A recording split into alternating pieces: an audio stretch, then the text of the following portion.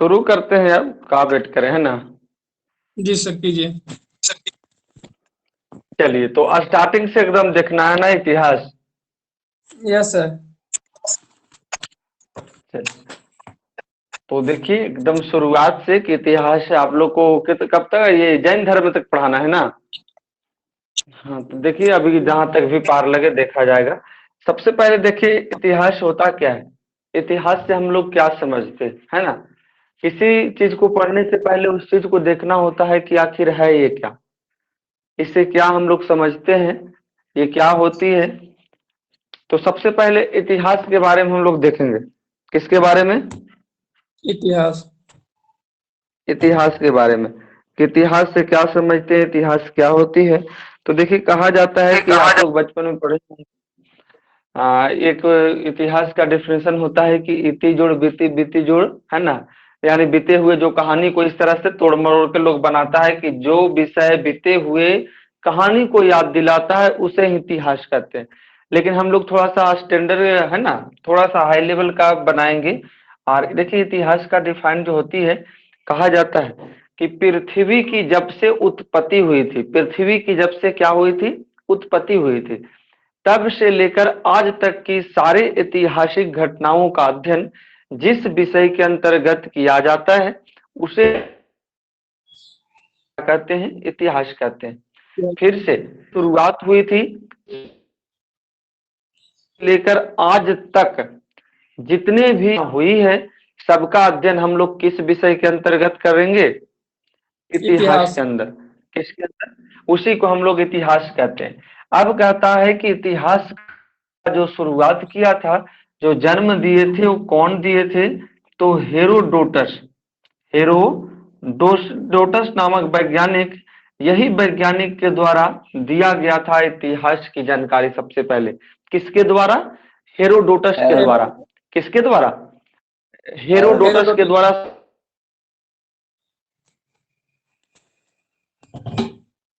द्वारा पुस्तक में दिए थे, ऐसे ही बोलकर नहीं चले गए थे। अगर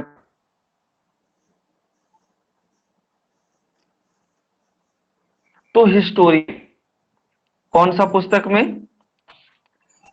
इतिहास का सबसे प्राचीन पुस्तक कौन पुस्तक है? तो इसकी नाम होती है हिस्टोरिका। क्या नाम होती है? हिस्टोरिका। हिस्टोरिका। देखिए फिर से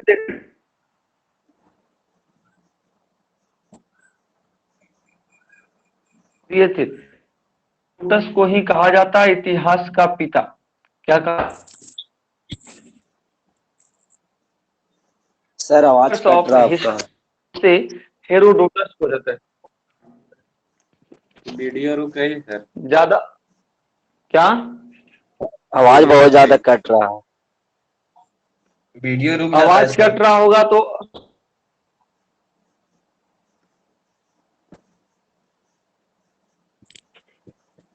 आवाज कट रहा है क्या? जी सर, अब जी वीडियो सर। भी रुक जा रहा है। कुमार आपको भी साउंड कट रहा है?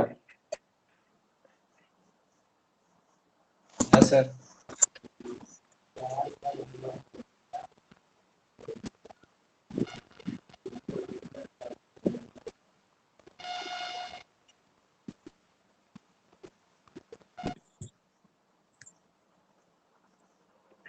हेलो, जी सर आ रहा है आज।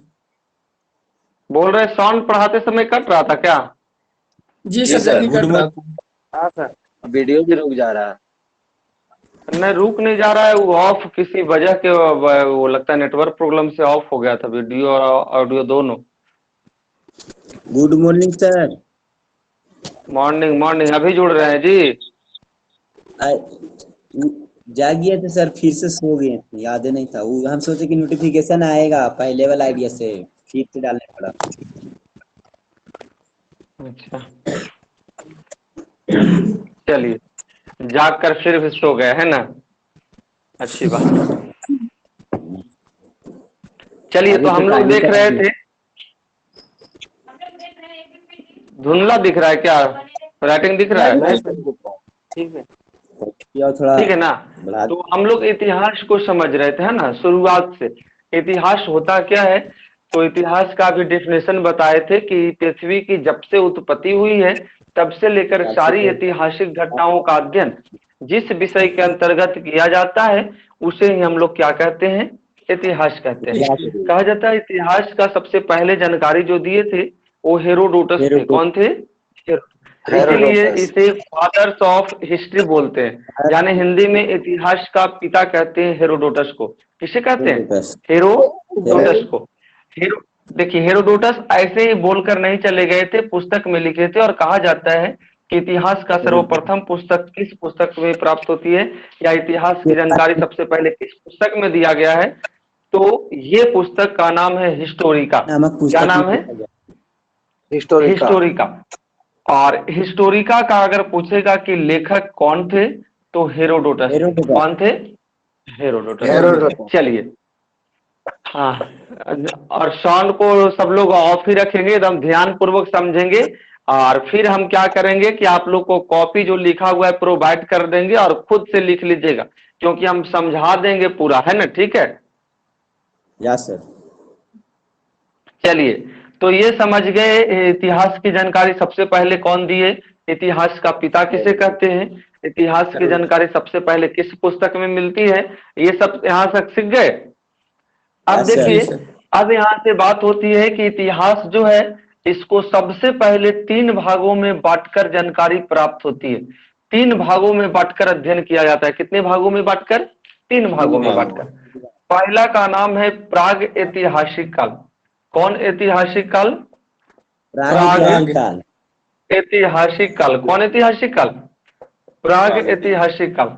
दूसरा का नाम होता है अर्ध ऐतिहासिक काल। कौन ऐतिहासिक काल?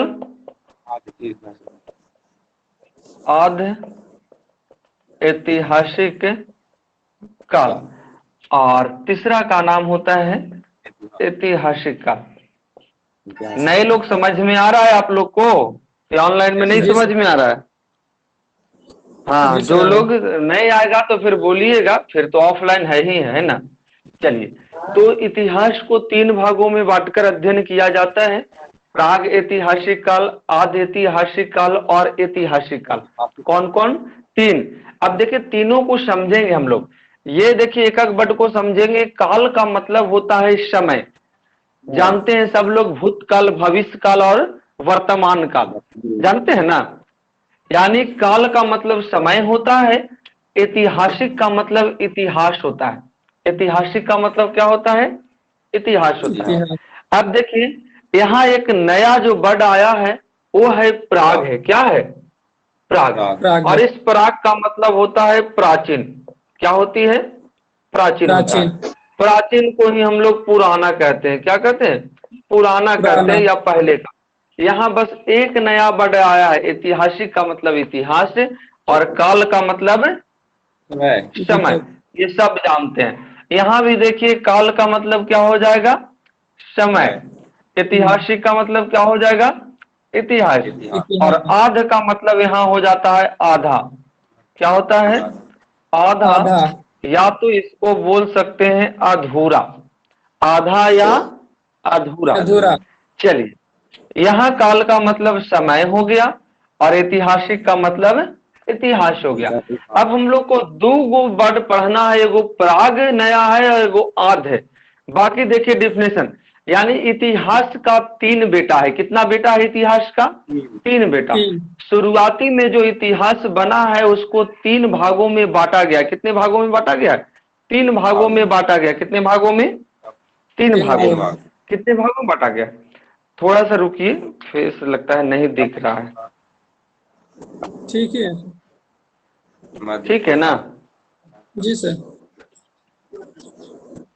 चलिए, तो देखिए मध्य पाषाण काल अभी नहीं, अभी इतिहास को 3 भागों में बांटा गया। कितने भागों में बांटा गया है?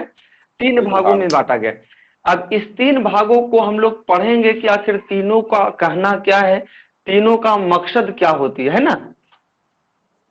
चलिए, तो तीनों का मकसद देखेंगे हम लोग। कहा जाता है कि इसका मतलब प्राचीन होता है। और प्राचीन देखिए इसको डिफाइन करते हैं तो कह सकते हैं कि सबसे जो पुरानी इतिहास होती है इसी को हम लोग प्राग ऐतिहासिक काल के नाम से जानते हैं। लेकिन इसको बढ़िया से पढ़ेंगे। कहता है इतिहास का वैसा समय, देखिए सब यहीं से बनेगा। ऐतिहासिक का मतलब इतिहास और काल का मतलब समय होता है। तो देखिए इतिहास का वैसा समय जिस समय लोगों को पढ़ना लिखना नहीं आता था, यानी पढ़ भी नहीं पाया था और लिख भी नहीं पाया था, पढ़ भी नहीं पाया था और लिख भी नहीं पाया था। तो इतिहास के वैसे समय को ही हम लोग कहते हैं प्राग ऐतिहासिक काल। यानी कहने का मतलब कि प्राग ऐतिहासिक काल का विवरण आज तक हम लोग को कुछ लिखा हुआ नहीं मिलता है। या तो एक शॉर्ट डिफिनेशन बनाएंगे कि जिस इतिहास का कुछ भी लिखा हुआ नहीं मिलता है, वैसे इतिहास को ही हम लोग प्राग ऐतिहासिक काल के नाम से जानते हैं। कौन ऐतिहासिक काल के नाम से जानते हैं? प्राग ऐतिहासिक काल के नाम से जानते हैं। कौन से इतिहास के काल को? तो इतिहास का वैसा समय जिस समय में लोगों को पढ़ना लिखना बिल्कुल नहीं आया था, पढ़ना लिखना बिल्कुल नहीं आया था। तो इतिहास के ऐसे समय को ही हम लोग कहते हैं प्राग ऐतिहासिक काल। समझ गए? Yes sir. यानी शॉर्ट में आप लोग को बोलना है कि इतिहास का वैसा समय जिस समय में लोगों को बिल्कुल पढ़ना लिखना नहीं आया था। या तो इससे भी शॉर्ट बोलना चाहते थे, जिस काल का जिस समय का कुछ नहीं मिलता है लिखा हुआ, वैसे इतिहास को ही बोलते हैं प्राग ऐतिहासिक काल।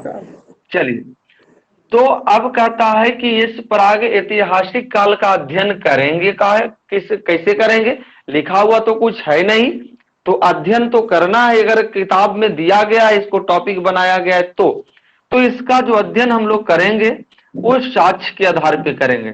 किस आधार पर करेंगे? साक्ष्य के आधार पर। साक्ष्य का मतलब होता है क्लू।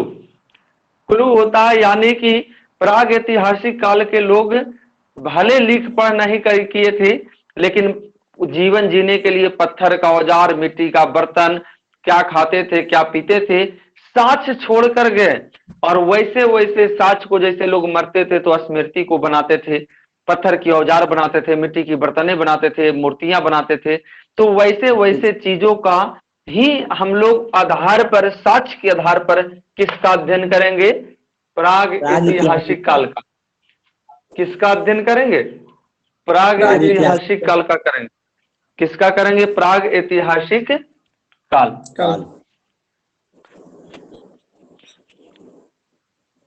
एक मिनट रुकिए, थोड़ा सा मार्कर में इंक डाल लेते हैं। चलिए, प्राग ऐतिहासिक काल है ना। अब हम लोग समझ गए कि इतिहास का वैसा समय जिस समय में लोगों को पढ़ना लिखना नहीं आता था, और उस समय का कुछ लिखा हुआ विवरण हम लोग को प्राप्त नहीं होता है। तो इतिहास के वैसे समय को ही हम लोग कहते हैं प्राग ऐतिहासिक काल। कौन ऐतिहासिक काल कहते हैं?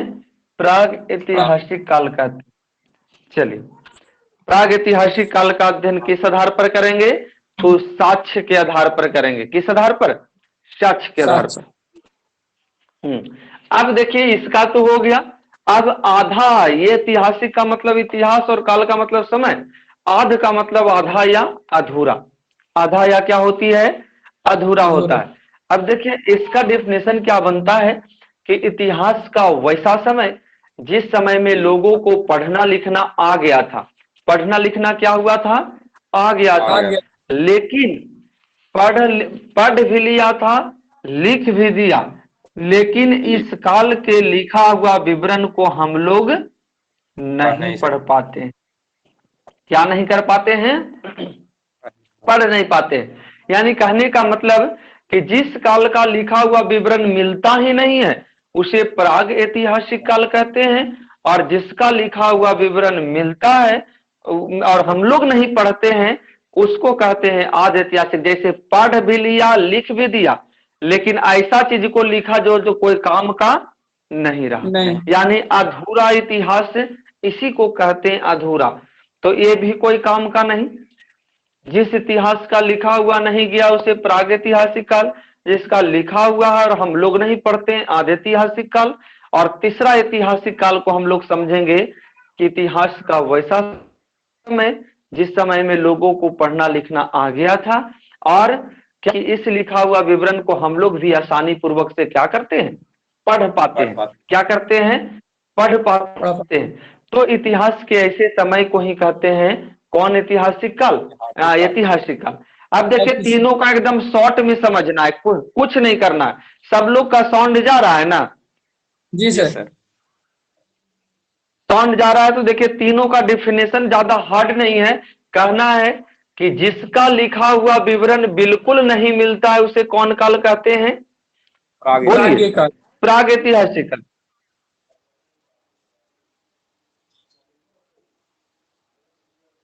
ऐतिहासिक काल। कौन ऐतिहासिक काल? और जिसका कहता है कि मिलता है, वीडियो रुक रहा है सर। ऐतिहासिक काल कहते हैं। तो यहां से देखिए इतिहास का 3 भाग होता है और तीनों का लोग को सुन रहे हैं जी सब लोग? जी सर।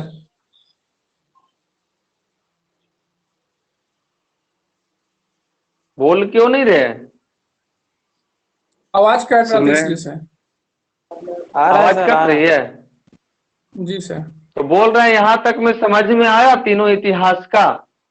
Yes sir. जी सर। आगे बढ़े? जी जी। साउंड कट रहा है क्या? नहीं नहीं, सर। अभी ठीक है सर। हेलो, नहीं सर, ठीक है सर। ठीक है ना? जी चलिए, तो समझ गए कि जिसका कुछ नहीं मिलेगा प्रागैतिहासिक काल, जिसका मिलेगा और हम लोग नहीं पढ़ेंगे आधैतिहासिक काल, और जिसका मिलेगा हम लोग पढ़ेंगे उसको ऐतिहासिक काल के नाम से जानते हैं। एकदम शॉर्ट में बना देना है ना? जिसका Yes, sir. मिलता है नहीं मिलता है उसको कौन काल कहेंगे? प्रागैतिहासिक काल। जिसका मिलेगा और हम लोग नहीं पढ़ पाएंगे कौन काल कहेंगे? आधा ऐतिहासिक। और जिसका मिलेगा और हम लोग आसानी पूर्वक पढ़ पाते हैं उसको कौन काल कहेंगे? ऐतिहासिक काल। इतिहास का डिफिनेशन देने वाले, इतिहास की जानकारी देने वाले हेरोडोटस, और हेरोडोटस किस पुस्तक में दिए थे ये भी सीख लिए हिस्टोरिका में। यानी इतिहास का शुरुआती कुछ वर्ड हम लोग सीख लिए। आप लिख लेंगे, अगर कॉपी में आप लोग बढ़िया से हम भेज देंगे तो आप लोग को हो जाएगा। ठीक है, अब आगे बढ़ते हैं। इससे मिटा रहे ना इसको? Yes sir. जी सर। चलिए, तो इतिहास का हम लोग 3 भाग देखे, प्राग ऐतिहासिक काल, आद ऐतिहासिक काल और ऐतिहासिक काल। प्राग ऐतिहासिक काल इसे कहते हैं जिस काल का लिखा हुआ विवरण बिल्कुल नहीं मिलता है।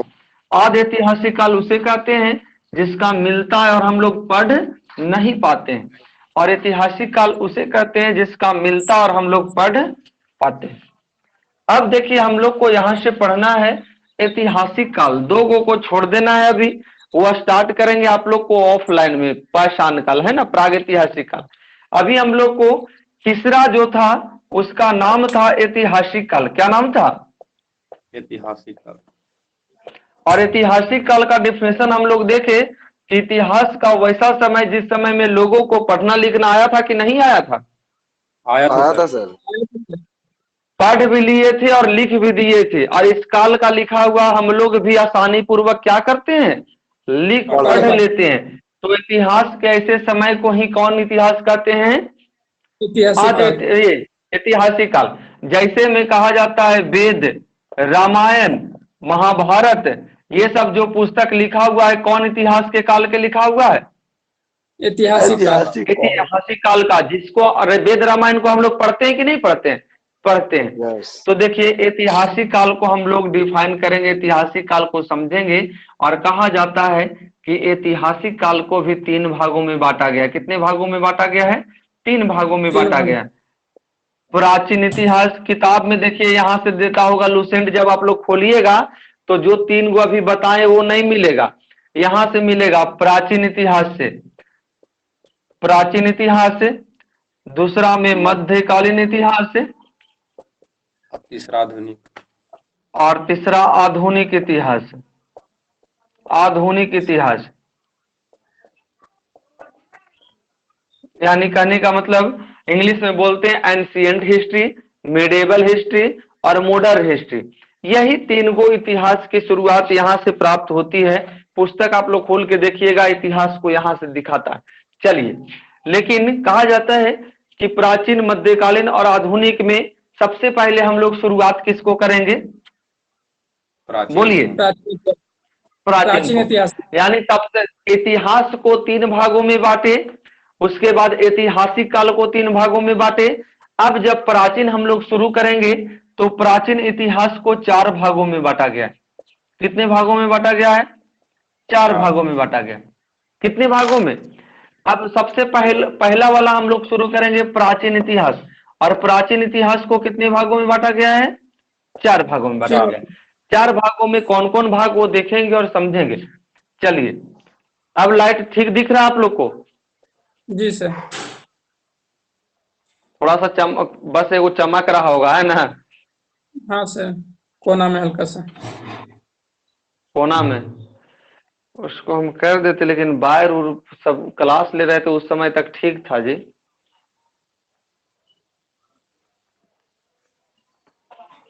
तो बाहर कहाँ लोग रख दिया है ना? हैं?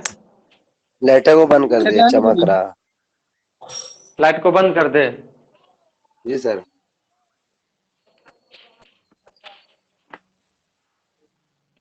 ठीक हो गया? ठीक है जी सर। जी दिख रहा है ना? जी सर, दिख जी रहा है। सर। चलिए ठीक है, दिख रहा है तो लाइट बंद ही रहने दीजिए। अब हम लोग देखिए समझ रहे थे कि इतिहास को 4 भागों में बांटकर अध्ययन किया जाता है। पहला का नाम होता है धर्म ग्रंथ। कौन ग्रंथ? धर्म ग्रंथ। धर्म ग्रंथ। दूसरा का नाम होता है ऐतिहासिक ग्रंथ। कौन ग्रंथ? ऐतिहासिक ग्रंथ। तीसरा का नाम होता है विदेशियों का विवरण। विदेशियों का विवरण। और चौथा का नाम होता है पुरातात्विक साक्ष्य। पुरातात्विक साक्ष्य। सच। चलिए, 4 भागों में इतिहास को हम लोग ऐतिहासिक काल को ऐतिहासिक काल को 3 भागों में, और उसमें प्राचीन इतिहास को हम लोग कई भागों में बांटकर अध्ययन करते हैं? 4 भागों में। जिसमें देखिए सबसे पहले डिफिनेशन करेंगे हम लोग कि धर्म ग्रंथ। पहला का नाम है धर्म ग्रंथ। अब आप लोग जानते हैं ग्रंथ का मतलब क्या होता है? ग्रंथ का मतलब पुस्तक होता है, किताब होता है। जैसे गांव देहात में नहीं जाते हैं तो कहता है मोटा मोटा ग्रंथ ढोइए रहा है कितना, यानी ग्रंथ का मतलब पुस्तक। ग्रंथ का मतलब क्या होती है? पुस्तक होती है ना? कहा जाता है, देखिए डेफिनेशन बनाते हैं, वैसा ग्रंथ, वैसा पुस्तक, वैसा किताब, वैसा ग्रंथ, वैसा पुस्तक, वैसा किताब, वैसा बुक जिसमें किसी धर्म की जानकारी प्राप्त होता हो। जिसमें किसी धर्म की जानकारी प्राप्त होता हो, तो ऐसे पुस्तक और ऐसे ग्रंथ को ही हम लोग कौन ग्रंथ बोलते हैं? धर्म ग्रंथ। धर्म ग्रंथ बोलते हैं। कहने का मतलब वैसा पुस्तक जिसमें किसी धर्म की जानकारी प्राप्त होती हो, किसी धर्म से रिलेटेड बात मिलता हो, तो ऐसे पुस्तक को ही हम लोग कौन ग्रंथ बोलते हैं? धर्म ग्रंथ बोलते हैं। कौन ग्रंथ बोलते हैं? धर्म ग्रंथ कहा जाता है। देखिए, अब कहा जाता है यहां से कि धर्म ग्रंथ, समझ गए कि वैसा पुस्तक, वैसा किताब, वैसा बुक जिसमें किसी धर्म की जानकारी मिलता हो, इसे कौन ग्रंथ बोलते हैं? धर्म ग्रंथ। जैसे में देखेंगे, जैसे वेद, तो वेद से कौन धर्म की जानकारी मिलती है? हिंदू धर्म की। वेद हिंदुओं के लिए है ना? आगे रामायण। रामायण पढ़ेंगे तो कौन धर्म की जानकारी मिलेगी? हिंदू। अब पढ़ेंगे बाइबिल, पढ़ेंगे बाइबिल, तो बाइबिल किस धर्म का जानकारी देगा? सिख धर्म का। ईसाई का। ईसाई। आप लोग को पढ़ाए हैं गुरु ग्रंथ साहिबा। गुरु ग्रंथ साहिबा किस धर्म से रिलेटेड की बात करेगी? बोलिए आप लोग, बोलिए। सिख धर्म। नहीं याद है जी? सर याद है सिख सर, धर्म। इसको आदि ग्रंथ भी कहते हैं ना? हाँ हाँ हाँ, आदि बोलते। कुरान इस्लाम धर्म। यानी देखिए, ये सब जो सारे पुस्तक है, जैसे वेद हिंदू का, रामायण हिंदू का, बाइबिल ईसाई का, गुरु ग्रंथ साहिबा सिखों का, कुरान पुस्तक मुस्लिमों का। तो ये सब जो पुस्तक है कहीं ना कहीं कोई धर्म का जानकारी दे रहा है। किस चीज का जानकारी दे रहा है? धर्म की जानकारी दे रहा है। और धर्म की जानकारी जिस पुस्तक से प्राप्त होती है वैसे पुस्तक को हम लोग कौन ग्रंथ कहते हैं? धार्मिक ग्रंथ कहते हैं। कौन ग्रंथ कहते हैं? धार्मिक ग्रंथ। तो धार्मिक ग्रंथ क्लियर हो गया? Yes sir. समझ गए ना? डेफिनेशन पढ़ाएंगे, इसको डिटेल्स करेंगे, इसमें पढ़ना है किताब को। तो अभी डेफिनेशन समझ गए कि धर्म ग्रंथ किसे कहते हैं? जी सर। चलिए तो आगे पढ़ते हैं ऐतिहासिक ग्रंथ। कौन ग्रंथ है? ऐतिहासिक ग्रंथ। अब देखिए कहता है कुछ नहीं करना, इसमें इतिहास आ जाएगा। वैसा ग्रंथ, वैसा पुस्तक, वैसा किताब जिसमें किसी भी इतिहास की जानकारी प्राप्त होती है वैसे पुस्तक को ऐतिहासिक ग्रंथ कहते हैं। कौन ग्रंथ कहते हैं? ऐतिहासिक ग्रंथ कहते हैं। यानी कि जिस पुस्तक में धर्म की बात करेगा तो धार्मिक ग्रंथ हो जाएगी, और जिस पुस्तक में इतिहास की बात करेगा तो कौन पुस्तक हो जाएगी? ऐतिहासिक पुस्तक। तो देखिए ऐतिहासिक, जैसे अभी हेरोडोटस देखे, हेरोडोटस एक पुस्तक लिखे थे जिसका नाम क्या था? हिस्टोरिका। अगर कोई पूछे कि हिस्टोरिका नामक पुस्तक कौन से किस चीज से संबंधित है तो क्या आप लोग बताएंगे? इतिहास से संबंधित है, यानी ऐतिहासिक ग्रंथ कहलाती है। जैसे और होता है अर्थशास्त्र होता है जिसको चाणक्य ने लिखा था। अर्थशास्त्र एक एडम स्मिथ जो सिलेबस इकोनॉमिक्स लिखे हैं, लेकिन अर्थशास्त्र ये इतिहास का पुस्तक है जिसे कौन लिखे थे? चाणक्य लिखे थे। चाणक्य, जिनको कौटिल्य पंडित बोलते हैं या विष्णुगुप्त भी बोलते हैं, चाणक्य जानते हैं ना नाम? तो Yes, sir. अर्थशास्त्र हो गया। इंडिका पुस्तक का नाम सुने होंगे, मेगास्थनीज लिखे हैं। मेगास्थनीज, इंडिका पुस्तक इतिहास का एक पुस्तक है। तो ये सब सारे पुस्तक कौन से पुस्तक कौन से धर्म से संबंधित होती है? यानी धर्म नहीं, किस चीज से संबंधित है? तो इतिहास से संबंधित है। किससे संबंधित है? इतिहास से। तो यहाँ दो फैक्टर निकल के आया कि जिस पुस्तक में धर्म की जानकारी मिलेगी उसे धर्म ग्रंथ बोलेंगे, और जिसमें इतिहास की जानकारी प्राप्त होगी उसे कौन ग्रंथ बोलेंगे? ऐतिहासिक ग्रंथ बोलेंगे। यहां तक कोई दिक्कत आप लोगों को? कोई दिक्कत नहीं। कोई दिक्कत नहीं, ठीक है। चलिए अब विदेशियों का विवरण देखेंगे। विदेशियों का विवरण, विदेशियों का विवरण में कहा जाता है कि प्राचीन काल में दूसरे देश से यानी विदेशों से हमारे देश में आते थे लूट घसोट करने के लिए, तो आए करते थे, लेकिन कुछ लोग आते थे घूमने के लिए, यहाँ कुछ सीखने के लिए। जैसे अभी भी बौद्धिस्ट लोग भारत आता है, बोध गया आता है, तो बोध गया में ज्ञान की प्राप्ति होने के कारण उन लोग बैठता है एक मंथ, दो मंथ, जिसका जितना प्रण होती है, और बैठता है ज्ञान प्राप्ति के लिए, यानी कुछ सीखने के लिए आता है कि भारत का क्या सभ्यता है, कैसे लोग रहते हैं। भारत को दुनिया का राजा कहा जाता है कि वो है ना, उसी प्रकार से यानी यहाँ सीखने के लिए गुरुओं का देश माना गया है। तो कहा जाता है कि प्राचीन काल में जो लोग विदेश से आए थे और यहाँ कुछ सीखने के लिए आए थे, अध्ययन करने के लिए आए थे, वैसे लोगों का अध्ययन हम लोग करेंगे विदेशियों का विवरण में। कहाँ अध्ययन करेंगे? विदेशियों का विवरण में। जैसे कैसे कैसे लोग को अध्ययन करेंगे, तो जैसे में फाहियान भारत आया था। कौन आया था? नाम सुने, फाहियान आया था। और ये देखिए फाहियान का कहानी बताते हैं आप लोग को। फाहियान भारत आता है 399 ईस्वी में। कितना ईस्वी में? 399 ईस्वी में। जाता है 414 ईस्वी में। तो देखिए कितना साल रहा? तो 15 साल रहा। है ना, कितना साल रहा? 15 साल। इसके बारे में पढ़ेंगे तो डिटेल्स पढ़ेंगे। आया 399 में, गया 414 में, रहा कितना वर्ष? 15 वर्ष। फाहियान कहाँ का निवासी था? तो चीन का यात्री था। कहाँ का रहने वाला था? चीन का रहने वाला था। किसके शासन काल में आया था? तो चंद्रगुप्त द्वितीय के शासन काल में आया था। चंद्रगुप्त द्वितीय यानी कि गुप्त वंश के शासन काल में आया था। कौन वंश के शासन काल में आया था? गुप्त वंश। यानी कि ये भारत आया था, तो इसके बारे में पढ़ेंगे किसके शासन काल में आया, कौन वंश चल रहा था, कौन भारत का राजा था। तो ये अगर ऐसे लोगों का अध्ययन करेंगे, क्योंकि है विदेशी लेकिन आया था। फाहियान जब आया था तो यहाँ बौद्ध धर्म का शिक्षा ग्रहण किया था। कौन धर्म का? बौद्ध धर्म का। जैसे एक और आता है चीन का ही ह्यूएन सांग, काफी हाईलाइटेड यात्री होते हैं। ह्यूएन सांग ये नालंदा विश्वविद्यालय में 6 सालों तक पढ़े थे।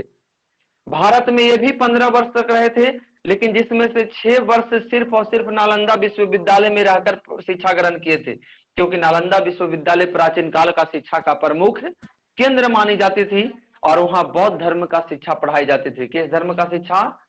बौद्ध धर्म का शिक्षा। बहुत बहुत तो देखिए, अब आप लोग 3 गो टॉपिक समझ गए।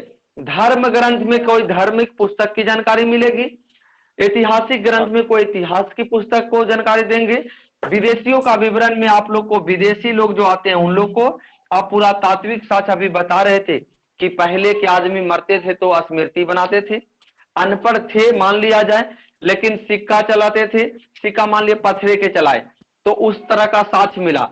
अब पत्थर का औजार बनाते थे, पत्थर का आभूषण बनाते थे, मिट्टी का बर्तने बनाते थे। तो जो चीज पिछले काल का कुछ अगर खुदाई करने से मिलता है तो उसका अध्ययन हम लोग करते हैं पुरातात्विक साक्ष्य में। कहाँ करते हैं?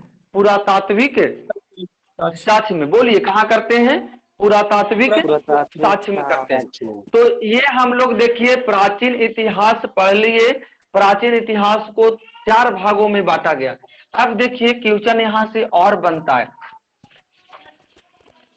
आप लोग लुसेंट पढ़िएगा। देखिए आप लोग को काफी डिटेल से हम पढ़ा रहे हैं। यहां से बोले प्राचीन इतिहास को कितने भागों में? 4 भागों में बांटा गया। कितने भागों में? 4 भागों में। अब हम लोग आगे आते हैं, कहता है कि पहला सबसे पहला कौन सा ग्रंथ था? धर्म याद है ना कुछ? धर्म ग्रंथ। अब हम लोग को कहता है कि ये धर्म ग्रंथ है, इसको धर्म ग्रंथ को कितने भागों में बांटा गया है? तो धर्म ग्रंथ को 2 भागों में बांटा गया। कितने भागों में बांटा गया है? 2 भागों में बांटा गया। 2 भागों में बांटा गया है धर्म ग्रंथ को। पहला का नाम होता है, पहला का नाम ब्राह्मण ग्रंथ। कौन ग्रंथ? ब्राह्मण ग्रंथ। ब्राह्मण ग्रंथ। और दूसरा का नाम होता है ब्रह्मनोत्तर ग्रंथ। ब्रह्मनोत्तर ग्रंथ। कौन ग्रंथ? लुसेंट में ब्रह्मनोत्तर है। ग्रंथ। यानी क्या है लुसेंट में? ये चीज सर। अच्छा है ना? क्या बोल रहे हैं, है या नहीं है? जी सर है, सर है ना? ठीक है, अच्छी बात है। चलिए, तो पहला का नाम ब्राह्मण ग्रंथ और दूसरा का नाम कौन ग्रंथ? ब्रह्मनोत्तर ग्रंथ। यानी कहने का मतलब कि धार्मिक ग्रंथ को, जो धर्म ग्रंथ जिसमें हम लोग पढ़े हैं कि धर्म की जानकारी मिलती है, वो धर्म ग्रंथ को 2 भागों में बांटा गया है। और यहाँ पर देखिए ब्राह्मण ग्रंथ करने का मतलब कहता है वैसा पुस्तक, वैसा किताब, वैसा ग्रंथ। ग्रंथ का मतलब पुस्तक होता है, जहां जहां ग्रंथ मिलेगा उसका मतलब क्या होती है? पुस्तक होता है। वैसा ग्रंथ, वैसा पुस्तक जिसको ब्राह्मणों ने लिखा था। जिसको कौन लिखा था? ब्राह्मणों ने लिखा था। ब्राह्मणों के द्वारा लिखा गया पुस्तक को ही हम लोग कहते हैं ब्राह्मण ग्रंथ। कौन ग्रंथ बोलते हैं? ब्राह्मण ग्रंथ बोलते हैं। और कहा जाता है कि ब्राह्मणोत्तर, जो लोग ब्राह्मण के अलावे जो धर्म आया था, यानी कह सकते हैं हिंदू धर्म को छोड़कर अन्य धर्म से रिलेटेड पुस्तक को हम लोग बोलते हैं ब्राह्मणोत्तर ग्रंथ। कौन ग्रंथ बोलते हैं? ब्राह्मणोत्तर ग्रंथ। तो हम लोग सबसे पहले देखिए पढ़ेंगे ब्राह्मण ग्रंथ। कौन ग्रंथ पढ़ेंगे? यानी कि धर्म ग्रंथ से शुरू करेंगे और उसमें ब्राह्मण ग्रंथ जो पहला है वो पढ़ेंगे। और यही से कहता है कि ब्राह्मण ग्रंथ को कितने भागों में बांटा गया है। तो ब्राह्मण ग्रंथ के अंतर्गत बहुत सारे पुस्तक आते हैं। और जैसे में देखिए लिख रहे हैं, स्क्रीनशॉट ले सकते हैं। वेद, उपवेद, वेदांग, उपनिषद, पुराण, छंदक, स्मृति, षड दर्शन, उसके बाद आपका अरनायक, ये महाकाव्य नहीं लिखे, महाकाव्य। महाकाव्य में 2, पहला रामायण और दूसरा महाभारत, और अंत में आरनायक। इतना पुस्तक यानी कि पढ़ना है आप लोग को ब्राह्मण ग्रंथ में।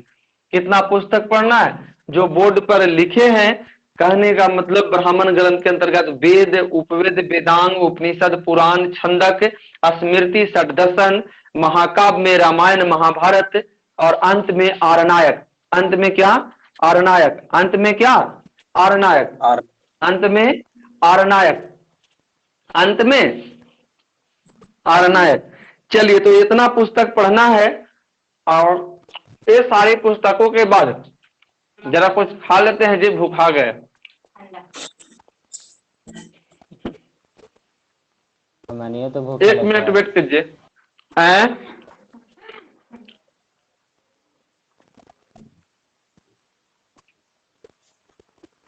चलिए, तो ये देख लिए ना, इतना पुस्तक हम लोग को पढ़ना है और इतना पुस्तक में सबसे पहले हम लोग शुरू क्या करेंगे? वेद करेंगे। वेद। और यहीं से सिलेबस आपका शुरुआत होता है। इतिहास इतना 1 घंटा में देखिए हम लोग इतिहास का विवरण समझे। इतिहास का शुरुआत कैसे हुआ? इतिहास का शुरुआत कैसे हुआ है ना?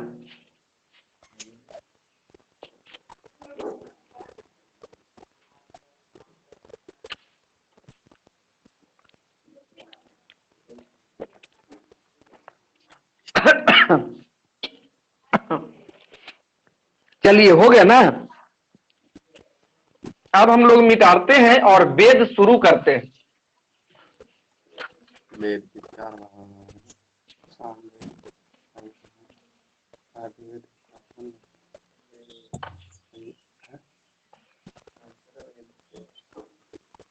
पढ़ने में अच्छा लग रहा है जी सर।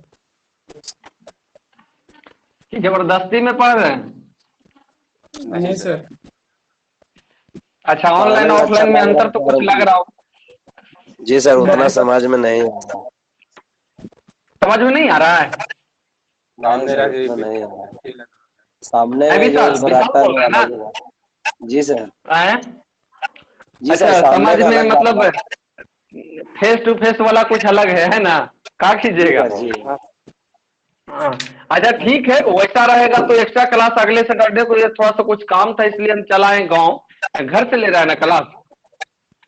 जी सर। जी हाँ, अगले सैटरडे से वहीं दे देंगे। फिर क्या दिक्कत है? 1-2 दिन का क्लास में थोड़ा सा ऑनलाइन में लेट भी लगता है। इतना देर में हम वेद को खत्म कर सकते थे, लेकिन ऑनलाइन और ऑफलाइन में अंतर होता है, समझे?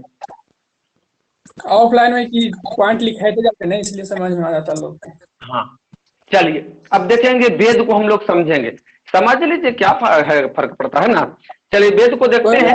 और कहा जाता है कि वेद जो है ब्राह्मण ग्रंथ का सबसे पहला पुस्तक है। कौन पुस्तक है?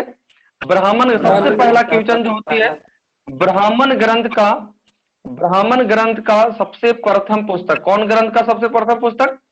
ब्राह्मण ग्रंथ का ब्राह्मण ग्रंथ का सबसे प्रथम, यानी ब्राह्मण ग्रंथ का सबसे प्राचीन पुस्तक, सबसे पहले का पुस्तक, सबसे प्रथम पुस्तक कौन था? वेद था। कौन था? वेद था।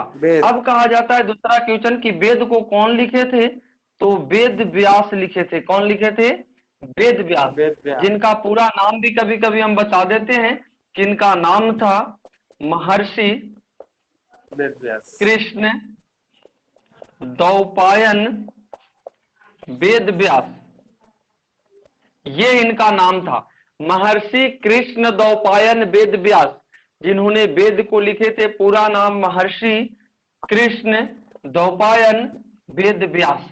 कहा जाता है कि वेद व्यास वेद को लिखे और वेद का रचना काल दिया जाता है 1500 ईसा पूर्व से 1500 ईसा पूर्व से 1000 ईसा पूर्व तक। कितना ईसा पूर्व से कितना तक? 1500 ईसा पूर्व से 1000 ईसा पूर्व तक कौन पुस्तक चला था? तो वेद चला था। कौन पुस्तक चला था? वेद चला था। चलिए, यहां तक में कोई दिक्कत?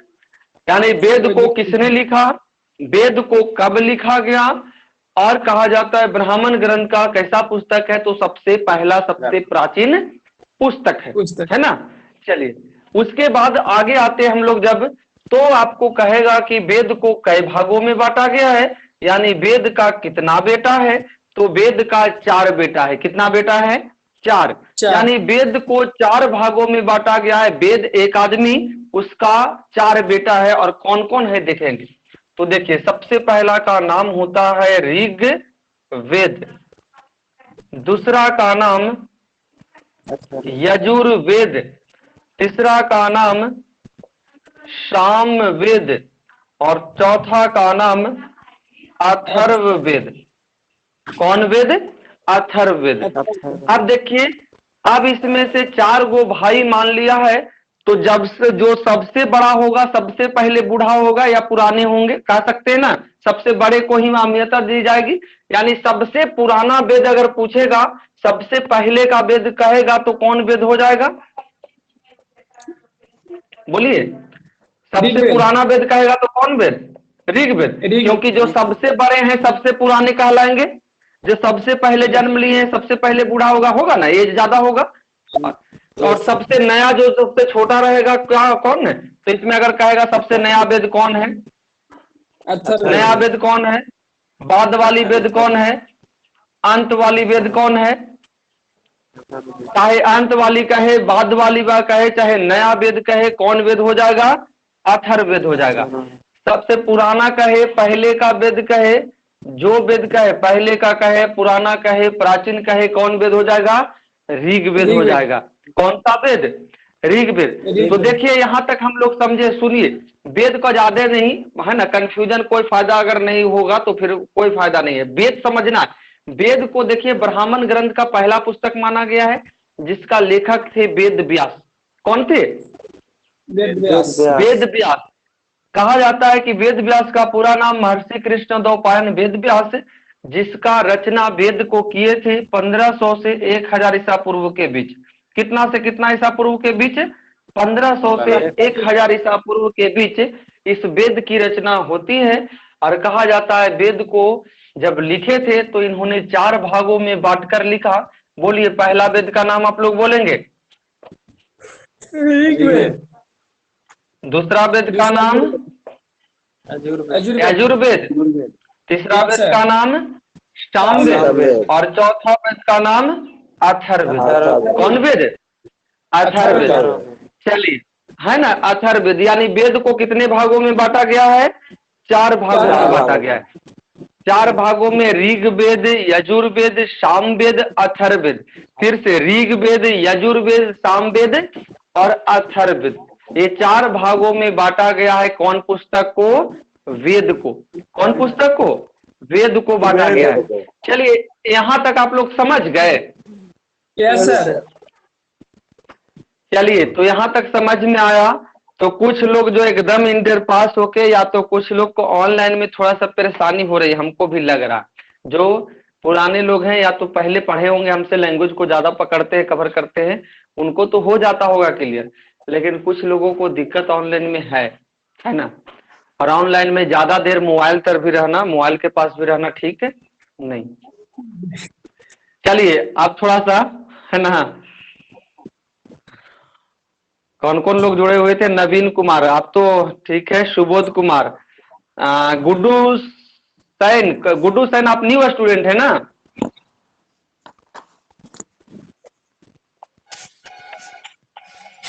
Yes sir. अच्छा, विशाल है। अनिल कुमार भी न्यू स्टूडेंट है? Yes sir. चलिए, और दीपक कुमार?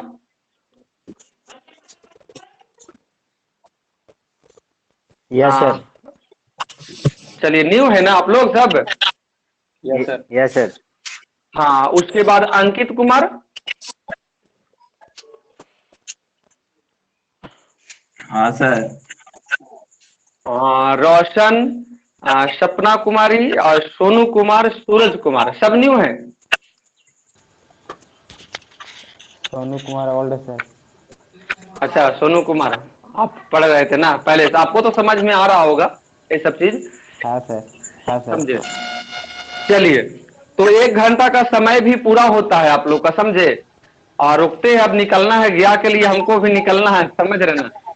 सोचे कि अगर समझ में आएगा तो पूरा 1 आध घंटा और लेंगे, लेकिन थोड़ा सा फ्रेश व्रेश होइए आप लोग भी, उठे और लग गए। ठीक है, तो कल मिलते हैं फिर ऑफलाइन क्लास में, ज्यादातर ऑफलाइन में समझ में आती है ना। जी सर जी। कोई दिक्कत नहीं ना। कोई सर, दिक्कत नहीं नहीं सर। सर। इतिहास के बारे में आज सीखे ना, कुछ तो सीखे ना आप लोग। इसी को Yes, अगर sir. मान लिया ऑफलाइन में पढ़ाएंगे तो और लगेगा कि कुछ सुना सुना है ना। यस हाँ, जीएस ऐसा चीज है ना कि मान लिया आगे बताते जाएंगे और पीछे वाला कहानी पूरा फिर समाप्त हो जाएगा, तो कोई फायदा है नहीं, समझे। नोटिस करवाना भी जरूरी है, वो तो सही बात है कि ऑनलाइन से ज्यादा बेस्ट रहता है ऑफलाइन। और जब ऑफलाइन का हो ही गया है अलाउ, ऑफलाइन चल ही रहा है, तो फिर कोई दिक्कत है नहीं, है ना। चलिए ठीक है, थैंक्स, मिलते हैं कल आप लोग से। ठीक है सर, बाय जय हिंद सर। सर। बाय, ठीक।